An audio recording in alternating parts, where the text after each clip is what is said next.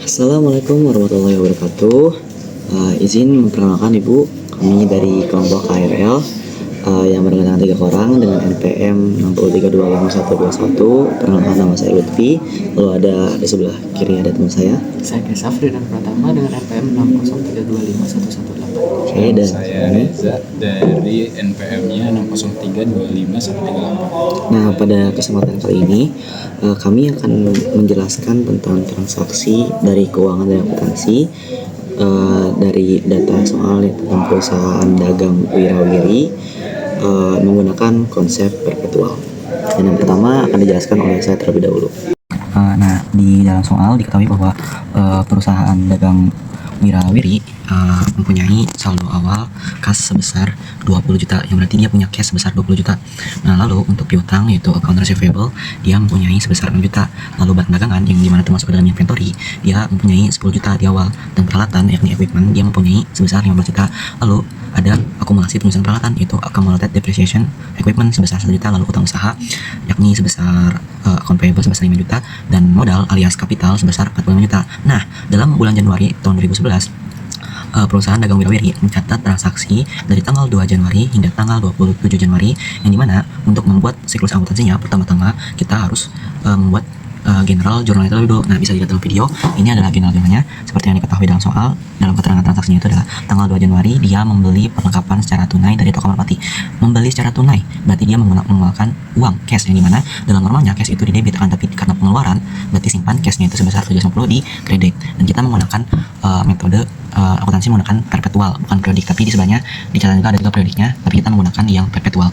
Nah, membeli perlengkapan. Nah, perlengkapan sendiri itu adalah dalam bahasa Inggris itu adalah supply. Berarti karena bertambah perlengkapannya, maka disimpan di debit 750, supply debit 750, dan cash kredit 750 hingga dalam general terakhirnya menggunakan perpetual hingga tanggal 27 Januari ini membayar gaji karyawan, yang dimana membayar gaji karyawan itu adalah berarti kan mengeluarkan cash kan. Nah, yang dimana cashnya pasti berkurang, maka cashnya disimpan di kredit sebesar 3 juta. Dan karena membayar gajinya itu kan bertambah, berarti kan yakni dalam bahasa Inggris itu adalah salary expense, maka yang dimana expense itu normalnya itu jika bertambah maka debit, maka salary expense disimpan di debit sebesar 3 juta. Nah, jika ditotalkan dalam perpetual, total dari general perusahaan dagang wirawiri sebesar 128.600. Nah, setelah dari general journal, untuk langkah selanjutnya kita mengerjakan itu trial balance, baiknya setelah general journal kita mengerjakan ledger dulu, itu pembukuan di disverifikasi jadi lebih rapi lagi. Nah, pertama-tama sesuai dengan urutan nomor akun itu 1, 2, 3, 4, 5. Pertama kita membuat ledger itu cash dulu. Nah, untuk ini kali ini saya membuat ledgernya itu yang menggunakan tanda plus itu biar cepet, soalnya karena pengerjaannya terlalu lama ya guys ya. Nah, untuk pertama kita membuat ledger itu pembukuan cashnya terlebih dahulu. Nah, dari total data yang dari data awal dan data dari general journal kita masukkan ke dalam ledger, yang dimana data awalnya bahwa dia perusahaan dagang wirawiri ini mempunyai cash sebesar 20 juta, maka dimasukin ke dalam debit karena bertambah cash, maka di 20 juta. Lalu 750 berasal dari data general journal, yakni pada tanggal 2 Januari cash berkurang sebesar 750, maka disimpan di kredit dan ditotalkan menjadi sekian, yakni cashnya itu adalah 34.200, sama halnya dengan yang lain. Lalu setelah cash ada account receivable, ada supply, ada prepaid train, ada merchandise inventory, lalu ada prepaid train, account payable, dan masih banyak lainnya hingga ke siklus selanjutnya. Nah, setelah membuat ledger akan dijelaskan oleh teman saya mengenai trial balance. Oke, selanjutnya akan dilanjutkan oleh saya, yaitu Reza, dan hari ini kita akan lanjutkan tentang untuk adjusting entry-nya di Januari 2011. Untuk yang pertama kita bisa lihat untuk supply expense dan supply itu kita dapat 500.000. Nah, dan yang kedua ini tanggal 21 semua. Nah, untuk merch inventory dan cogesnya, merch inventory berada di debit ada 15 juta, dan cogesnya kreditnya ada 15 juta juga. Dan untuk selanjutnya ada depreciation expense-nya kita dapat di 200.000, dan accumulated depreciation expense-nya di 200.000 di kredit. Selanjutnya ada di rent expense-nya itu dapatnya di 400.000, dan prepaid train-nya ada di 400.000 kreditnya. Dan terakhir ada account receivable tadi 3.500.000, dan untuk debitnya sales kreditnya itu 3.500.000.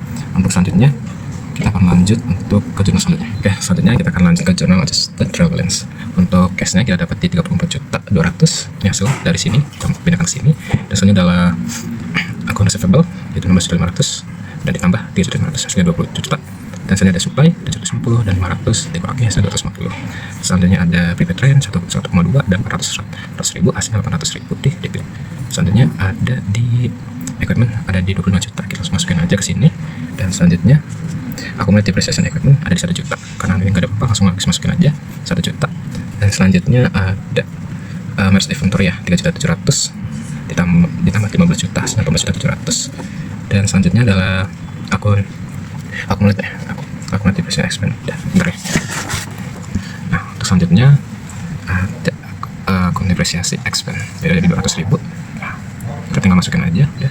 Terus selanjutnya dari akun payable ada di 34.600, dan kita masukin langsung ke adjusted trial balance 34 juta. Selanjutnya ada equity ada 45 juta, dan sama 45 juta.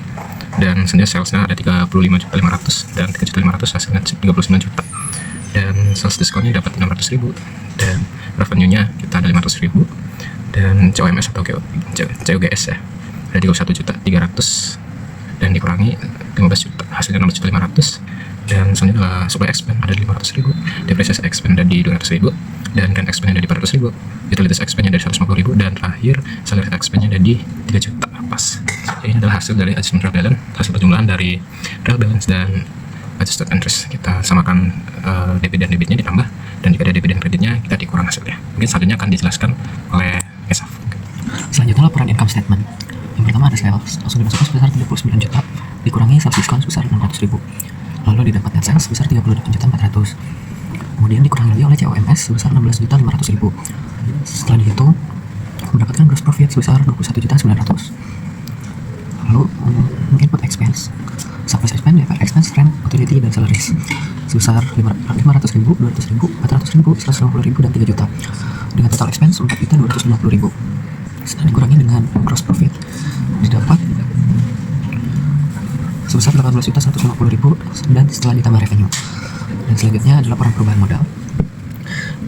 Saldo awalnya yakni 45 juta ditambah dengan net income sebesar 18.150.000, hasilnya 63.150.000. Kemudian ada statement of financial position dengan aset sebesar cash sebesar 34.200.000, akun receivable sebesar 20 juta, supplies 250.000, prepaid rent 800.000, equipment 25 juta, accumulated depreciation equipment sebesar 1 juta, accumulated depreciation expense sebesar 200.000, dan merchandise inventory sebesar 18.700.000 dengan total aset 97.750.000.